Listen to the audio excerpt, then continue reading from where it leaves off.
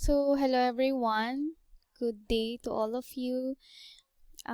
Based on what I gave you, activity that I gave you last meeting is that I gave you about your perceptions about mathematics, and some of you wrote it is difficult, it is fun, it is enjoyable, but almost all of you or most of the class wrote it is hard. All right, so from that I conclude that maybe mathematics is your Waterloo, but I assure you that in this subject you will be enjoying about mathematics. Alright, so we'll be discussing about mathematics, and here is an overview. So mathematics is about a system of knowing and understanding our surroundings. It provides glimpses into the nature of mathematics and how it is used to understand our world. So if you search the meaning of mathematics in the internet, almost all of the meanings in there is that it is a branch of science that is with numbers, formulas, and all. But in reality, it is all about our surroundings, understanding about our surroundings, knowing about our surroundings and our environment. So therefore, math is not just about computations. Okay, so here, as you can see in the figure, they say it is a fan, it's a wall, it's a rope, it's a tree, it's a snake, and it's a spear. But as a whole, it is a big elephant. So, ganun din yung tingin natin sa mathematics. Ang sabi ng iba, mahirap daw ang math kasi it is all about numbers, it is all about computations using of for different formulas. It's so complicated, but mathematics is everything, and it is everywhere. Alright, so we have here some common views on math and mathematicians. They say mathematics is completely useless. Some says that because they hate mathematics, and also mathematicians are evil, soulless geeks. Ayan, hate na hate nila ang mga mathematicians, maybe because they made formulas which is very complicated, and all mathematicians are mad. Ayan, so sila nga naman kasi ang mga ang dahilan ng paghihirap ng mga ibang estudyante na hate ang mathematics kasi they made formulas, they made everything complicated for them. Alright, so but the truth is it is very different because in our modern world, our world does not exist kapag walang mathematics. And then with math you can tell the future and save lives. Kasi in the example in the weather forecast, they use mathematics on that. So they predict the future or what will gonna happen on the next days. So also math lies in the heart of art and music. So sabi ko nga sa inyo kanina, hindi lang about numbers but also it lies at the heart of art and music. And also this subject is full of mystery, surprise, and magic. Kasi maraming mga nakatago dito na hindi pa natin nalalaman kasi puro tayo, nung high school tayo or on our past years, ang laging tinuturo 1 plus 1, x plus y, mga ganyan. But, mathematics has mystery as well. And then, we have here Maxwell. He discovered about electromagnetic waves. And under electromagnetic waves na create yung electromagnetism, radio, Wi-Fi, TV, radar, mobile phones, electrowaves, all came from the work of Maxwell. Yan, so dapat magpasalamat tayo sa works of Maxwell because from him, because of his creations, meron tayong mga Wi-Fi na ginagamit ngayon with the using or very important in our online class, TV, radar, mobile phones, ayan. So, those are the works of Maxwell. And ano naman ang kinalaman ni Maxwell sa mathematics?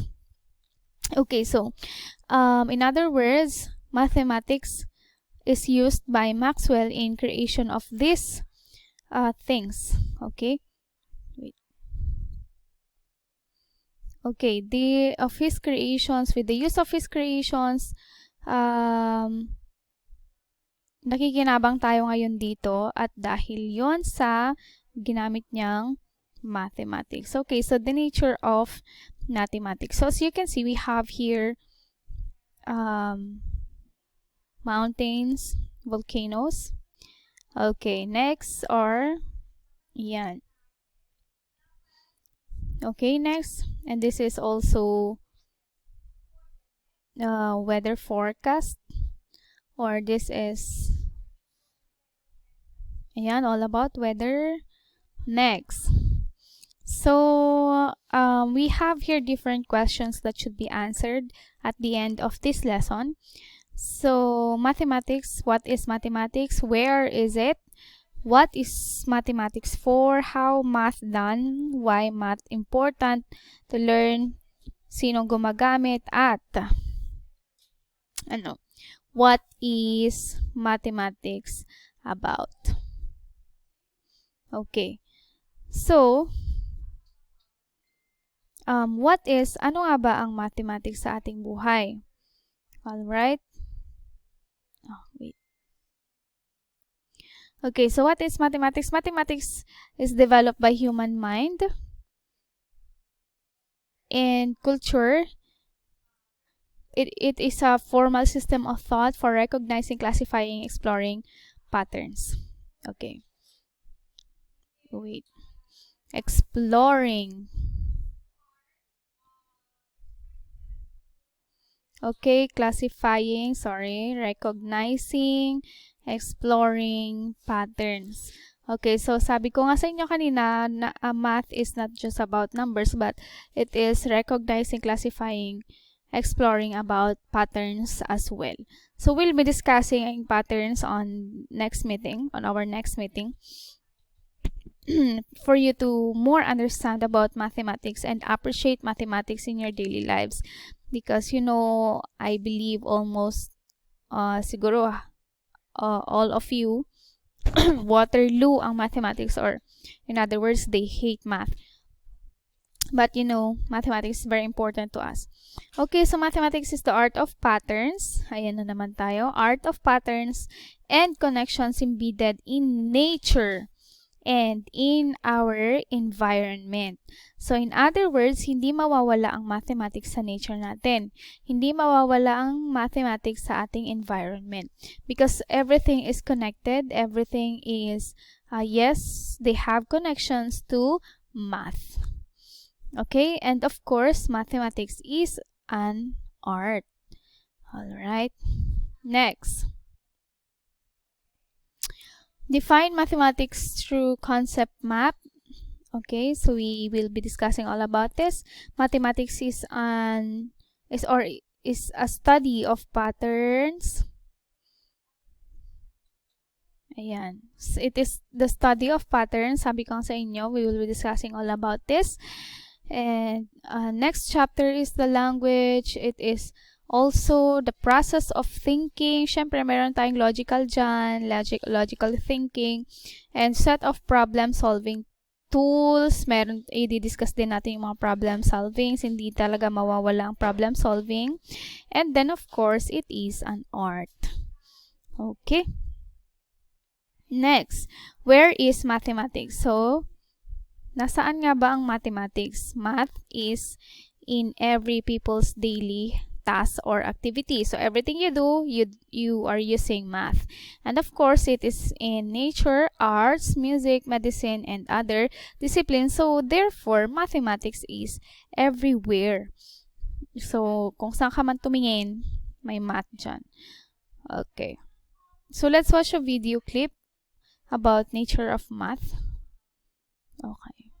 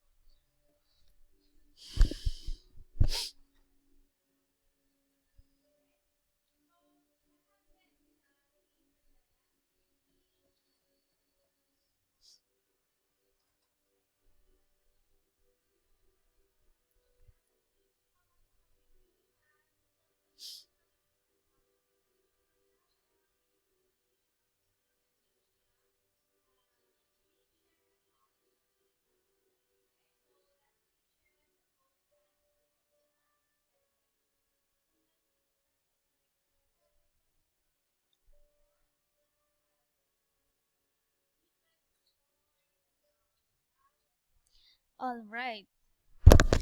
So what have you noticed from our video?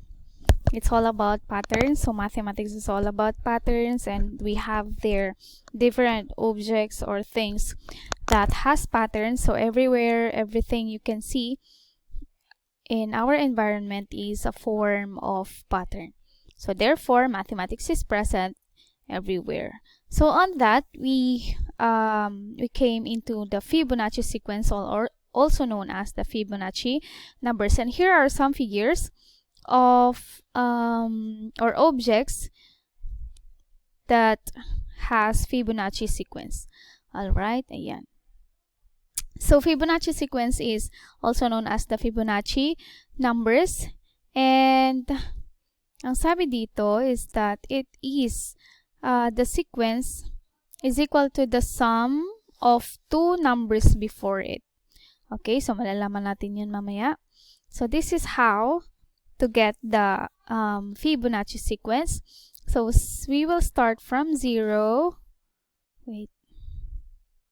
Okay. Oh, wait.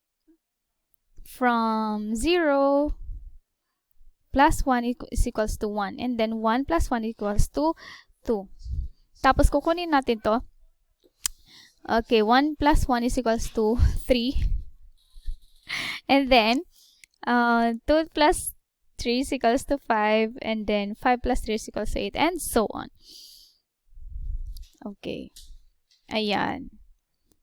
So the 7th term on that sequence is 21. The 8th term is 34. The 9th and 10th is 55 and 89. So that is all about Fibonacci sequence. So I'll be giving you an activity on this topic. So thanks for listening.